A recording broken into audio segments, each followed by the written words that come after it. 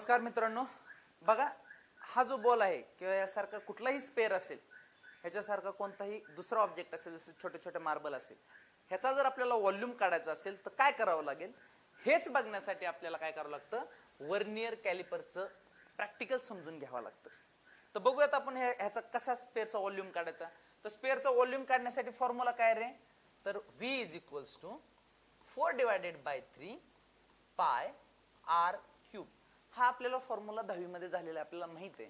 म्हणजेच या ठिकाणी 4/3 × 3/4 ह्या ज्या दोन व्हॅल्यू आहेत त्या कशा आहेत, कॉन्स्टंट आहेत. फक्त आपल्याला रेडियस कोणत्याही स्पेअरची माहिती झाली, कोणत्याही स्पेअरची रेडियस माहिती झाली, त्याचा क्यूब घ्यायचा आणि त्याचा गुणाकार करून काय करू शकतो, आपण व्हॉल्यूम काढू शकतो. आता मला ह्या स्पेअरचा काय करायचं आहे रे, रेडियस काढायची. रेडियस काढायची म्हणजेच काय करावं लागेल, सेंटर पासून सर्कमफरन्स पर्यंतचा जो अंतर असेल ती लेंथ फक्त काढायची, म्हणजे ह्या स्पेअर मध्ये. आता ह्याच्या सेंटर मधून ह्याच्या कोणत्याही कोपऱ्यापर्यंत किंवा सर्कमफरन्स पर्यंत येईपर्यंत आपल्याला लेंथ काढता येणार नाही. का? कारण ह्याच्या आतमध्ये आपल्याला सेंटर मध्ये घुसता येणार नाही. मग त्याच्यासाठी काय करतो, आपण एक इन्स्ट्रुमेंट वापरतो. त्याच इन्स्ट्रुमेंटचं नाव आहे वर्नियर कॅलिपर. तर बघूयात आपण हे इन्स्ट्रुमेंट कसं असतं. तर बघा, याच्यावर एक साधी आपण जशी पट्टी वापरतो दररोजच्या आयुष्यामध्ये तशीच पट्टी आहे.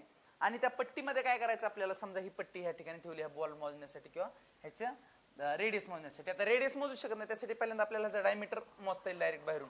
म्हणजे काय करावं लागेल, या ठिकाणी एक एज लावावं लागेल, ह्या ठिकाणी एज. आणि हे जे अंतर आहे, समजा हे 0 कन्सिडर केलं, 1 2 3 4 5 सेंटीमीटर काहीतरी येईल असं. आणि मग ह्याच्या निम्म केलं म्हणजे डायमीटरच्या निम्म, d/2 म्हणजेच रेडियस असतं. म्हणजे या ठिकाणी आपण काय लिहू शकतो रे, 4/3 × 3.14 × d/2 चा स्क्वेअर, आपलं सॉरी क्यूब. म्हणजेच काय मिळेल आपल्याला, व्हॉल्यूम मिळेल. आणि अशी जे ऍडजस्टमेंट काय केलेली असते, ह्या वर्नियरवर केले असते, दोन ह्याच्यामध्ये काय केलेले असतात, गेज लावलेले असतात. ह्या गेज मध्ये काय करणार, आपण ऑब्जेक्ट असा ठेवणार या प्रकारे आणि फिट केला, एकदम फेस टू फेस घेतला अशा प्रकारे. परत ह्या ऑब्जेक्टला काढून घेतलं साईडला. आता ह्याच्यामध्ये काय, ह्याचा डायमीटर आहे. आता तो डायमीटर मोजायचा कसा ते बघूयात आपण. तर मग काय करणार आपण, पहिल्यांदा ह्याच्यामध्ये किती रिडिंग आले या ठिकाणी पहिली रिडिंग ते बघणार आहे. तर मी तुम्हाला कॅमेऱ्यामध्ये नंतर दाखवेलच झूम करून. तर बघा 6.2 वर आहे. म्हणजेच काय की पूर्ण टोटल डायमीटर आपल्याला मेन स्केलवर म्हणजे मोठ्या पट्टीवर किती दिलेला आहे, 6.2. आणि ही जी गेज आहे, हा जो फिरतोय तो, त्याला काय म्हणतो आपण, वर्नियर.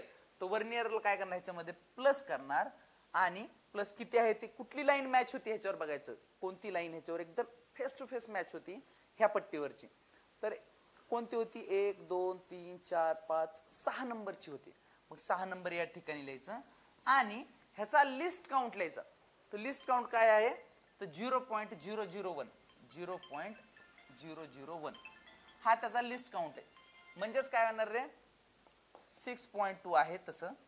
आणि 6 × 0.01 म्हणजे त्याचा लिस्ट काउंट, म्हणजेच काय येणार 0.06. आणि ह्याची जर बेरीज केली तर काय येणार 6.26. म्हणजे आपला डायमीटर काय मिळाला आपल्याला, 6.26 सेंटीमीटर ह्याचा डायमीटर आहे. तर ह्याची रेडियस किती असेल रे, मग तर रेडियस साठी फॉर्म्युला आपण बघतो, r = d/2. म्हणजेच या ठिकाणी काय येईल, r = d ची व्हॅल्यू आपल्याला मिळाली आहे 6.26/2. म्हणजे उत्तर किती येणार, 3. आणि परत राहिले किती इथं, 3.26 मध्ये 13 येईल. म्हणजेच या ठिकाणी रेडियस किती आली, 3.13 सेंटीमीटर. म्हणजे या ठिकाणी तुम्ही व्हॉल्यूमच्या ठिकाणी ही व्हॅल्यू पुट करायची, 3.14 × रेडियसची व्हॅल्यू किती आलेली आहे रे, 3.13. तर या ठिकाणी ती पुट करायची, 3.13 चा क्यूब घ्यायचा.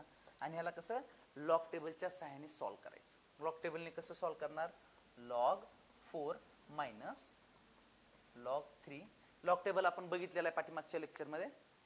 इंटू असेल तर काय येणार, प्लस log 3.14 प्लस log ही 3 वेळा व्हॅल्यू घेणार, कोणती, 3.13 प्लस log 3.13 प्लस log 3.13.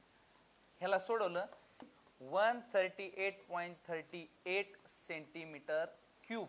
कारण आपण व्हॉल्यूम काढतोय, हे फायनली आपल्याला आन्सर मिळून जातं.